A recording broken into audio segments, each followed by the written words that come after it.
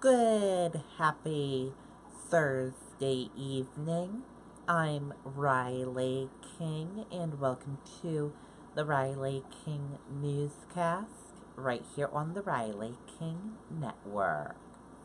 Let's begin. First up, several dead in shooting at newsroom in Annapolis, Maryland. One in custody, officials say. Let's take a listen to the video.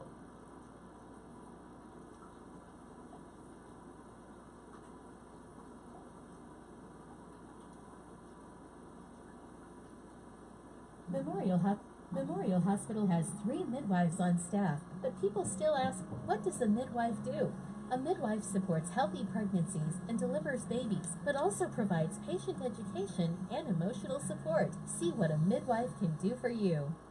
Again, avoid the area of Bestgate Road because this investigation, they tell me, is going to continue throughout the evening, possibly overnight, until they find out just, how and why all of this occurred. At this point, they don't have a motive, and that is what they are seeking. So, Deborah, as you mentioned, there is another press conference coming up at 8 o'clock, and, we asked them as far as the injuries, are there any more injuries or fatalities that you can tell us about? So they stuck with that number 5 fatalities, and they said about 170 people were inside the building that were escorted out.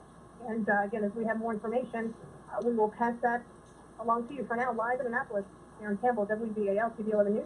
All right, Karen, thank you very much. Okay, and there you go on that live video of breaking news. Again, a person is in custody after multiple people were shot and several were reported dead in an active shooter incident at the building that houses the Capital Gazette newspaper in Annapolis, Maryland, Thursday afternoon. We will keep you updated as we get more information into our newsroom.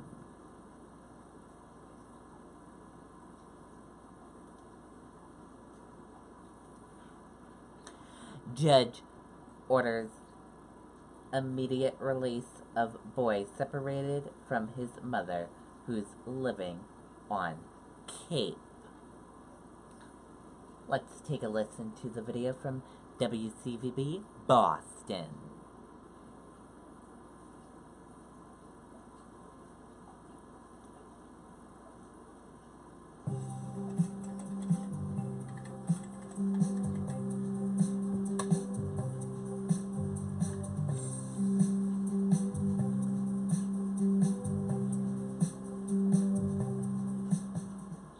Some breaking news out of Chicago. A federal judge has ordered the immediate release from detention of a 9-year-old boy from Brazil who was separated from his mother at the U.S.-Mexico border.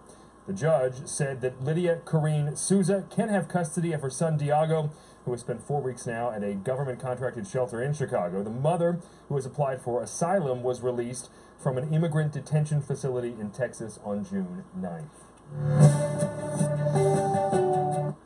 Okay, and there you go on that video and that report.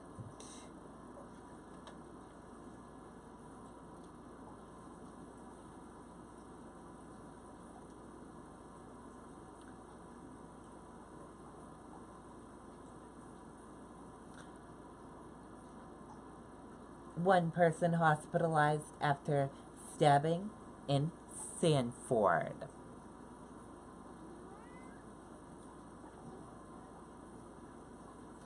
Let's take a listen to the video from WMTW News 8 Maine.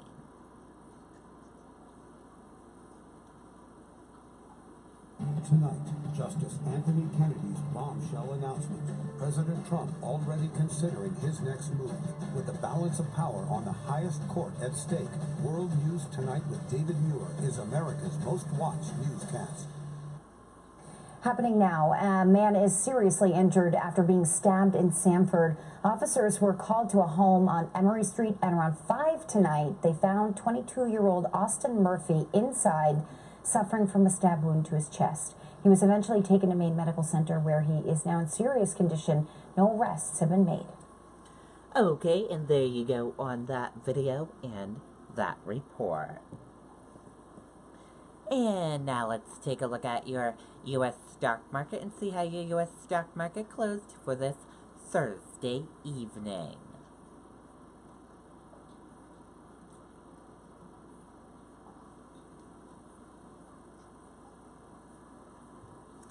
And here's a look at that U.S. stock market for all of you. Your Dow Jones Industrial Average closed in the green, it went up. Your Nasdaq closed in the green, it went up. S&P 500 closed in the green, it went up. CNBC IQ 100 closed in the green, it went up. Gold closed flat. Oil closed flat. US 10-year closed in the green, it went up. Euro/USD closed in the red, it went down. And VIX closed in the red, it went down.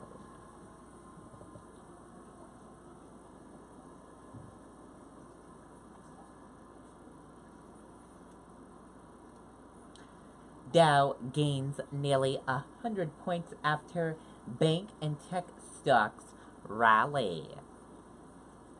Equalities rebound from earlier losses Thursday afternoon as both bank and technology stocks led the three major indexes higher.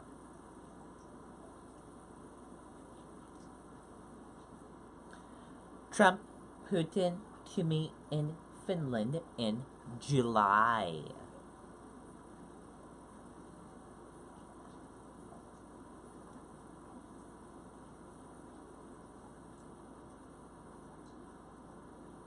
Let's take a listen to the video from ABC News.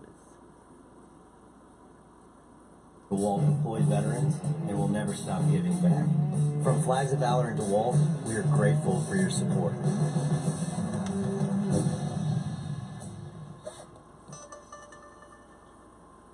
As the president faces that Supreme Court battle, he's also preparing for that high-stakes meeting with Russian President Vladimir Putin. The two leaders' first formal summit. Our chief global affairs correspondent, Martha Raddatz, has those new details for us. Good morning, Martha. Good morning, Robin. This will likely take place in Helsinki, Finland, at the end of NATO meetings. Of course, President Trump and President Putin have met in the past twice, but on the sidelines. But as you said, this would be the first formal official summit. John Bolton, the president's national security advisor, met with Putin yesterday in Russia to work out details of the meeting, saying it's important for these two critically important countries to get together and discuss areas of mutual cooperation. Both feel it will lead to improvements in the U.S.-Russian bilateral relationship.